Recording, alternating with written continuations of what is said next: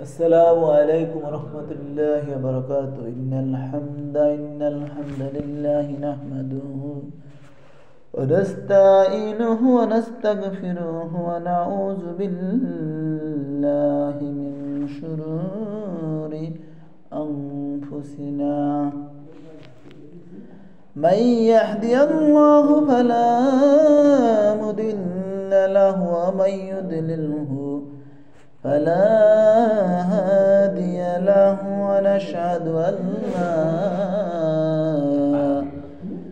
إله إلا الله وأن محمدا عبده ورسوله صلى الله عليه وعلى آله وسلم. أرسله بالحق بشيرا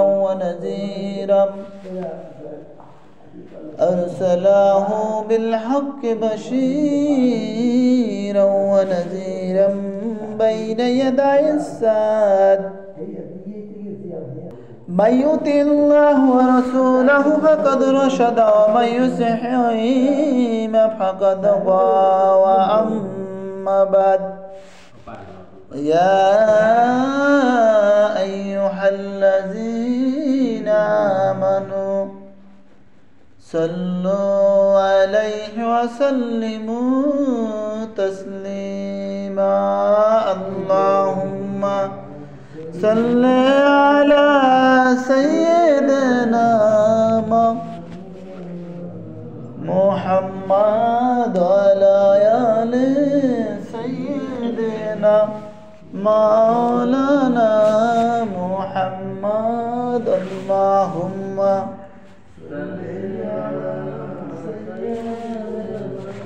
مولانا محمد وعلى آل سيدنا مولانا محمد. গৌরে মুসলিমগণ, নবীর দুরূদ গৌরে তরা করি প্রাণ ভরি সব সাল্লে আলা গৌরে। আল্লাহুম্মা সাইয়্যিদিনা মাওলানা মুহাম্মদ ওয়ালা আলি সাইয়্যিদিনা মাওলানা মুহাম্মদ। أعوذ بالله من الشيطان الرجيم. قل إن كنتم تحبون الله فاتبعوني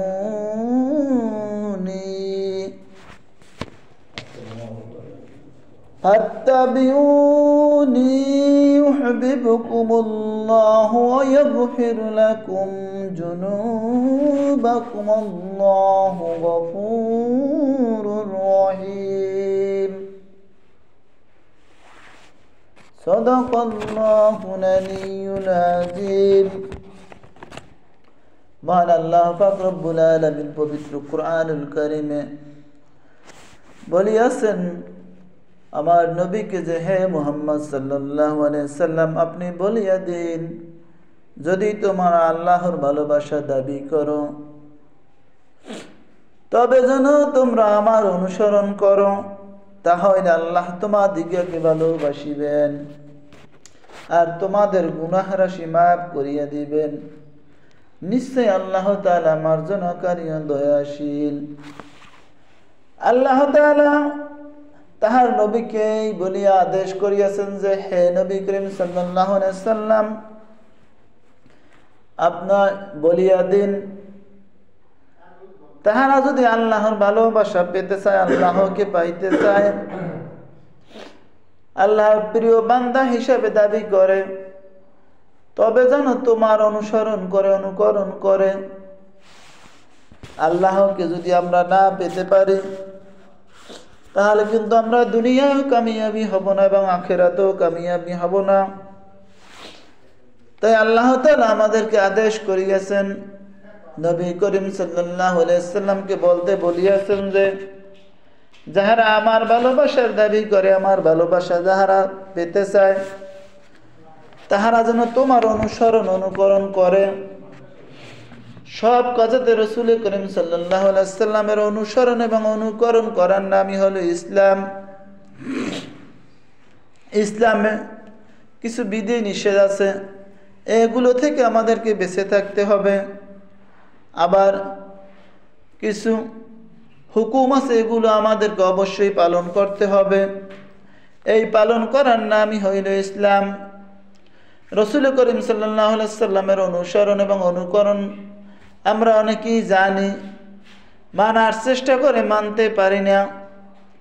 তাহার অনেক সুন্নত আছে, এই সুন্নতের ভিতরে অনেক ফায়দা আছে। এই সুন্নত নিয়ে বিধর্মীরা অনেক গবেষণা করে। যেমন সপ্তাহে 2 দিন রোজা রাখা, এটাও একটি সুন্নত। এটা নিয়ে অধিক সময় ধরে 5 বছরের অধিক সময় জাপানের এক বিজ্ঞানী গবেষণা করছেন। তিনি এবং আরও অনেক লোকে মিলে এই সপ্তাহে 2 দিন রোজা রাখছেন। তাতে দেখা গেছে তাদের স্টোমাকে এমন একটা শক্তি যোগায়, তাদের অনেক রোগ ব্যাধি দূর হয়ে যায়। এরকমভাবে বৎসরে যদি 1 মাস রোজা রাখে আর সপ্তাহে 2 দিন করে যদি নফল রোজা রাখে, রাসূল সাল্লাল্লাহু আলাইহি ওয়াসাল্লামের সুন্নাতের অনুসরণ করে সুন্নাত রোজা রাখে, তাহলে স্টোমাকে শক্তি যোগায়। স্টোমার্কের যত রোগ ব্যাধি আছে মানুষের শরীরে, এই রোগ ব্যাধি দূর হয়ে যায়। একজন বিধর্মী হয়ে রাসূল সাল্লাল্লাহু আলাইহি ওয়াসাল্লামের সুন্নাত নিয়ে গবেষণা করে তিনি এই ঘোষণা করেছেন, আর তিনি সেই থেকে সপ্তাহে 2 দিন রোজা রাখা শুরু করে দিয়েছেন। এভাবে আরও অনেক সুন্নাত আছে, যেমন মেসওয়াক। আমরা অনেকেই ব্রাশ করি, কিন্তু ব্রাশের চেয়ে মেসওয়াকে অনেক ফজিলত বেশি, অনেক উপকারিতা বেশি।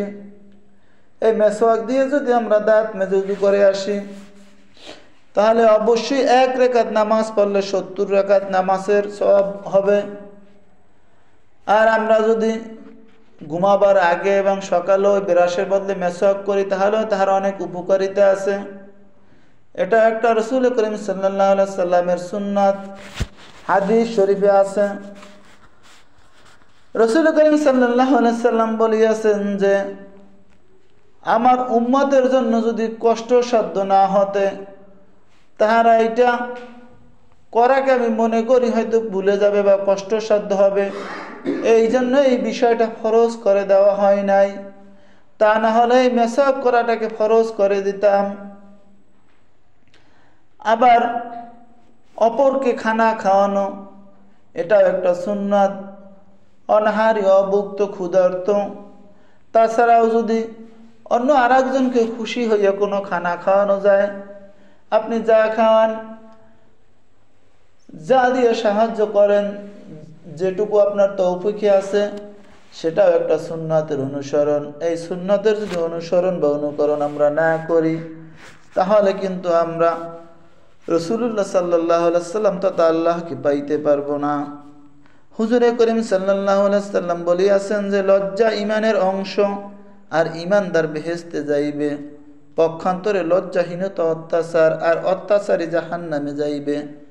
তিরমিজি শরীফের হাদিস। হুজুরে করিম সাল্লাল্লাহু আলাইহি ওয়াসাল্লাম বলেন, যাহার অন্তরে ক্ষুদ্র বালুকণা পরিমাণ অহংকার থাকিবে, সে বেহেশতে যাইতে পারিবে না। মুসলিম শরীফের হাদিস।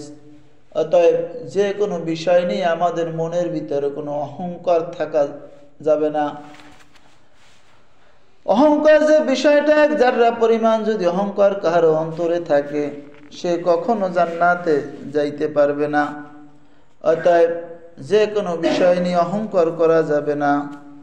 হুজুরে করিম সাল্লাল্লাহু আলাইহি ওয়াসাল্লাম আরও বলিয়াছেন যে, আপনারা হিংসা পরিত্যাগ করুন, কেননা অগ্নি যেই রূপ কাষ্ঠগুলিকে খাইয়া ফেলে, তদ্রূপ হিংসা পুণ্যগুলিকে খাইয়া ফেলায়।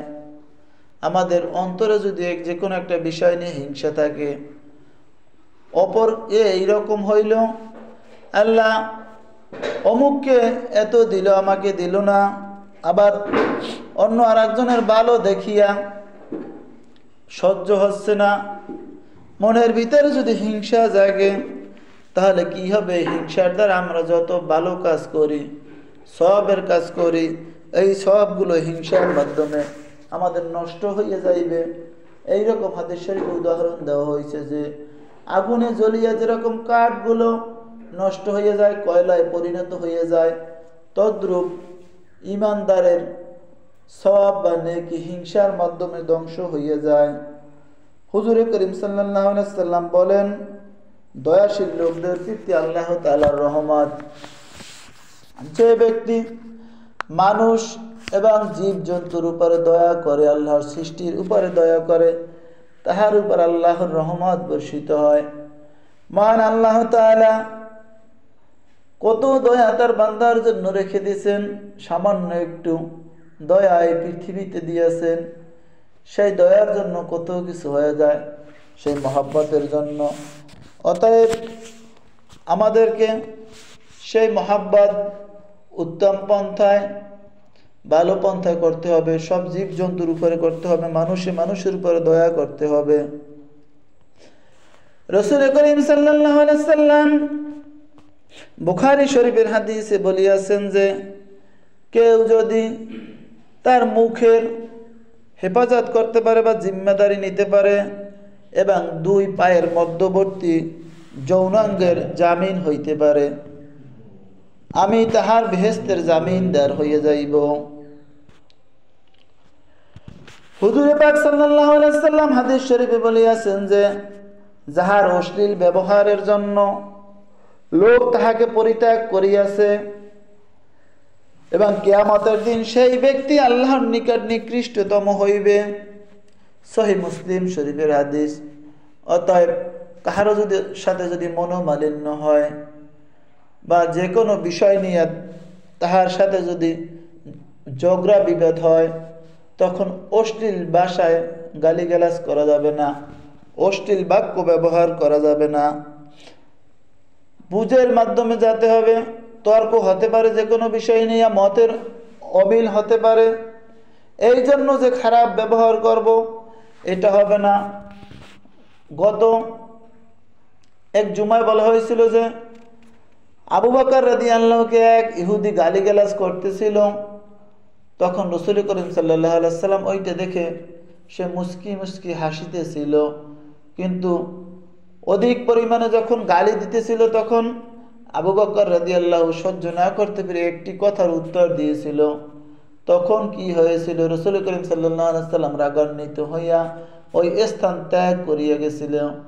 তখন আবু বকর রাদিয়াল্লাহু রাসূল করিম সাল্লাল্লাহু আলাইহি সাল্লামের পিছনে পিছনে গিয়ে জিজ্ঞাসা করার পর সে বলিল, তুমি যখন উত্তর দিলে, উত্তর দেওয়ার আগ পর্যন্ত তোমার পক্ষ হইয়া ফেরেশতা জবাব দিতেছিল, আর তুমি যখন উত্তর দিলা তখন শয়তান, ওই ফেরেশতার পরিবর্তে ওখানে শয়তান এসে হাজির হয়েছে তোমার সাথে। অতএব হে ভাইগণ, এই ক্ষণিকের দুনিয়ায়, মুহূর্তের দুনিয়ায় বেশি অহংকারী হওয়া যাবে না, কর্কশ ভাষায় কাহার সাথে কথা বলা যাবে না। এটাই হলো রাসূল করিম সাল্লাল্লাহু আলাইহি সাল্লামের অনুসরণ এবং অনুকরণ। আখির দাওয়ানা আলহামদুলিল্লাহি রাব্বিল আলামিন। আমিন।